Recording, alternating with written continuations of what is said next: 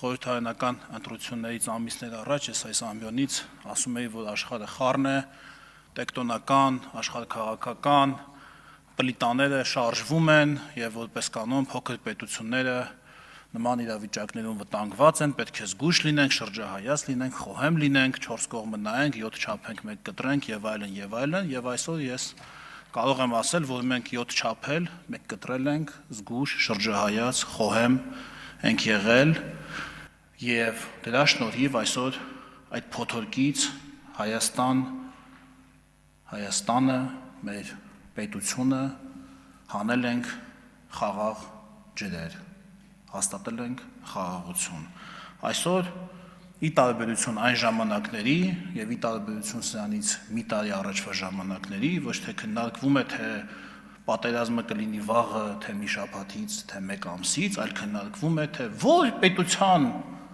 Տեսեք ինչ ընտրում, որ պետության միջուկային ռեակտորը պետք է առնենք, ամերիկյան, հարավկորեական, չինական, թե ֆրանսիական, թե շվեդական, թե ռուսական։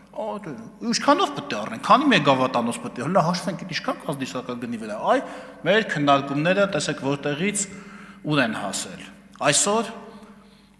ավելի ճիշտ 3, Ամերիկայի Միացյալ Նահանգների փոխնախագահ Հայաստանի Հանրապետությունում, Երևանում հայտարարում է հետևյալը. Հայաստանն այն քիչ երկրներից է, որտեղ մենք բավականաչափ վստահ ենք այս մակարդակի ներդրումներ կատարելու եւ այս տեսակի տեխնոլոգիաներ ուղարկելու համար, եւ դա տեղի ունենում վարչապետի առաջնորդության շնորհիվ։ Ու այս հայտարարությունից հետո մարդիկ հարցում են ոնց, հələ պետք է վճարենք այդ տեխնոլոգիաների համար։ Սա աբսուրդ մեկնաբանություն է։ Ամերիկայի միած աշխարհի առաջին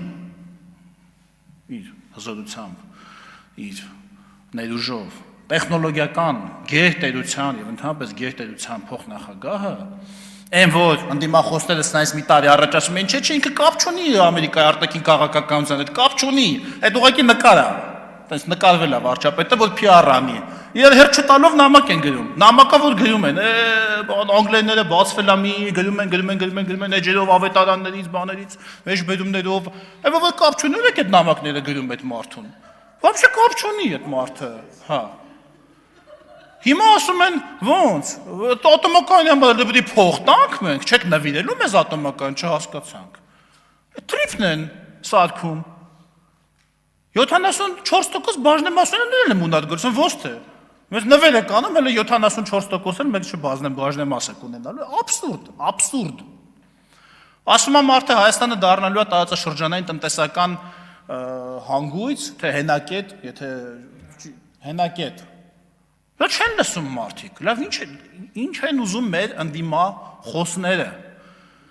ինչ են ուզում, սիրելի հայրենակիցներ, խաղաղությունը հաստատված է և այդ խաղաղությունը պետք է պաշտպանել և առաջիկա ամիսներին մեզ սպասվում է շատ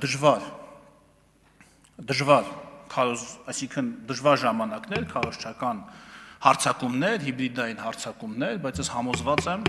որ Հունիսի 7-ին դուք կպաշտպանեք այս թվարկած բոլոր ձեռքբերումները։ Շնորհակալություն։ Հավանիչ տեսանյութը եւ բաժանորդագրվիչ նորությունները բաց չթողնելու համար